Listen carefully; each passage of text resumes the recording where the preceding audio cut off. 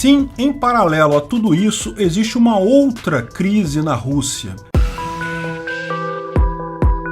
Esse é o Visão Libertária, sua fonte de informações descentralizadas e distribuídas. A Rússia tem uma economia que depende fundamentalmente de recursos minerais, particularmente do petróleo. 40% de toda a balança comercial russa é petróleo. De fato, a Rússia é o terceiro maior produtor de petróleo do mundo neste momento, perdendo apenas para a Arábia Saudita e os Estados Unidos. Mais do que isso, a Rússia tem praticamente 5% das reservas de petróleo do mundo, o que significa que ainda tem muito petróleo, mas muito petróleo mesmo a explorar. Uma riqueza enorme para o país. Só que esses números não contam toda a história. Veja, reserva de petróleo não conta a história toda porque nem todo campo de petróleo é fácil de explorar. Veja, por exemplo, o pré-sal brasileiro. Nós somos hoje o 15º maior país em reservas do mundo todo. Tem vários países do Oriente Médio que têm reservas menores do que a nossa. Mas isso esconde uma variável extremamente importante, o custo de explorar essa reserva. Na Arábia Saudita, no Kuwait, em outros países do Oriente Médio, o petróleo basicamente escoa na terra. Há de fato locais em que jorrava de rocha, como um córrego d'água. Outras vezes são poços que dá para cavar com máquinas rudimentares. É muito barato produzir petróleo no Oriente Médio. No pré-sal brasileiro, a história é totalmente outra. Existem reservas enormes, é verdade, mas estão debaixo de 8 quilômetros de coluna d'água, não sei mais quantas centenas de quilômetros de rocha, uma perfuração extremamente cara. O petróleo está lá, mas não é tão molinho assim chegar até ele. Há quem diga que com o petróleo abaixo de $70 o barril, o pré-sal brasileiro sequer é economicamente viável. Lógico, melhor ter a reserva do que não ter, mas isso não quer dizer que um país ter a reserva consegue explorar ela de forma simples, ou mesmo economicamente viável. O Brasil praticamente não tem petróleo fácil para explorar. Haviam algumas reservas no recôncavo baiano,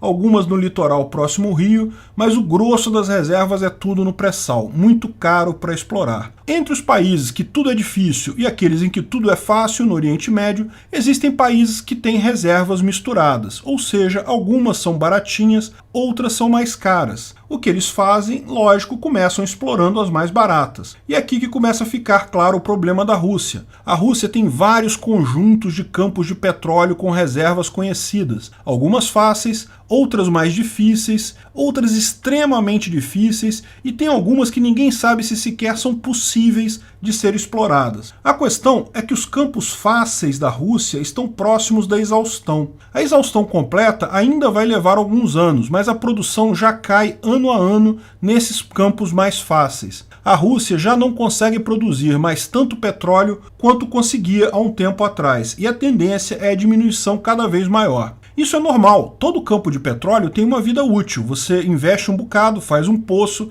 explora aquele petróleo lá por vários anos até que você esgota o campo, tira todo o petróleo que é possível tirar dali. Uma hora acaba, isso acontece o tempo todo. O Brasil mesmo já tem um monte de campos que foram fechados, outros ainda produzem quase nada. Como você resolve isso? Simples, explorando novos campos. O problema da Rússia é que os campos de petróleo dela parecem uma corrida do oeste para o leste e depois para o norte. Na época da União Soviética, os principais campos de petróleo eram no Cáucaso, fáceis de explorar e próximos à Europa. Com o tempo vieram os campos nos Urais e depois os campos no oeste da Sibéria. Por final, vão restar os campos no Ártico. Mas mesmo nesses campos, a Rússia vai seguindo, explorando primeiro os campos mais ao sul e só depois os mais ao norte. O problema todo é que hoje em dia 60% do petróleo e gás produzido pela Rússia já estão no Círculo Polar Ártico. Todos os blocos mais ao sul já foram explorados. A cada grau de latitude mais a norte, o petróleo fica mais difícil de produzir, porque o frio é extremo, exige-se aço especial, componentes próprios, cuidados particulares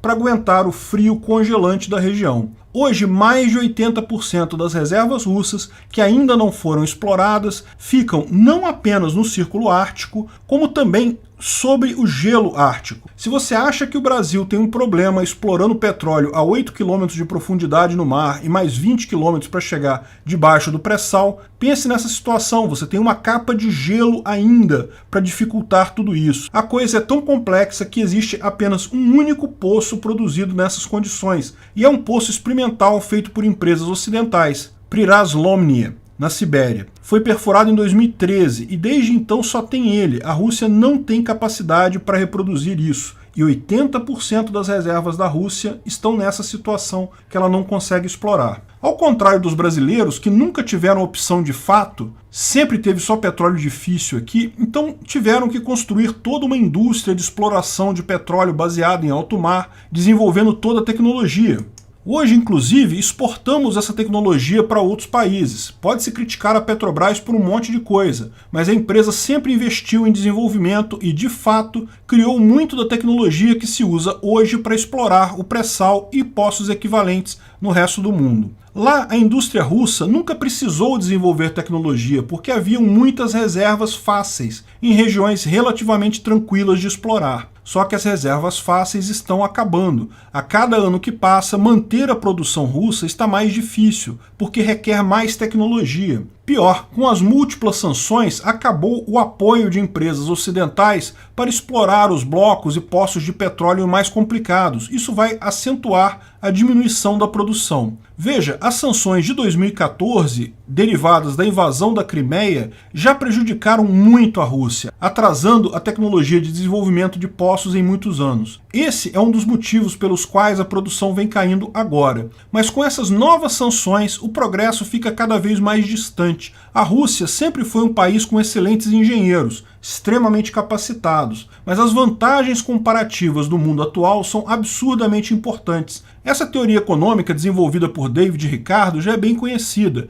e diz que é melhor a cooperação entre duas pessoas, cada uma fazendo a parte do trabalho que faz melhor, do que cada pessoa tentar fazer o trabalho todo sozinho. Falamos sobre isso no vídeo David Ricardo e a superioridade do capitalismo. Pode parecer algo óbvio ou simples demais, mas a aplicação desse princípio mostra que quando um grupo de pessoas diversifica o seu trabalho, especializa a produção, cada um cuidando daquilo que sabe fazer melhor, acabará tendo vantagem sobre um outro grupo menor em que as pessoas são mais isoladas, cooperam menos entre si. Mesmo que esse grupo isolado tenha indivíduos extremamente competentes. Como há mais interações no outro grupo, a eficiência econômica é muito maior. Mesmo que, por hipótese, a Rússia decida fechar a sua economia, manter a sua guerra na Ucrânia, o fato de ficar isolada ou tendo relações com poucos países outros fará com que sua economia fique sempre aquém do resto do mundo, onde há uma interação muito maior. Ela não poderá usar ferramentas, maquinários desenvolvidos na Alemanha,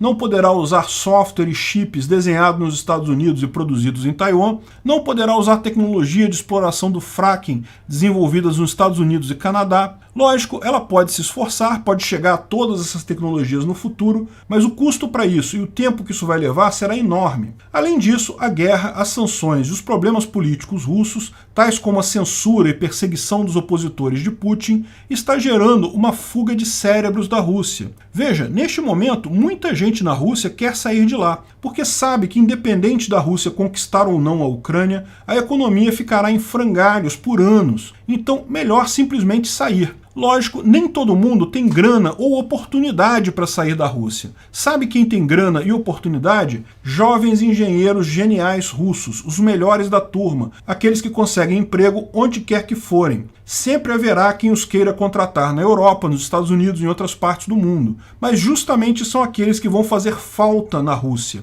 Não seria surpreendente que Putin, em algum tempo, resolvesse fechar a fronteira, proibindo seus cidadãos de saírem do país. Novamente, mais um passo em direção ao fracasso da União Soviética.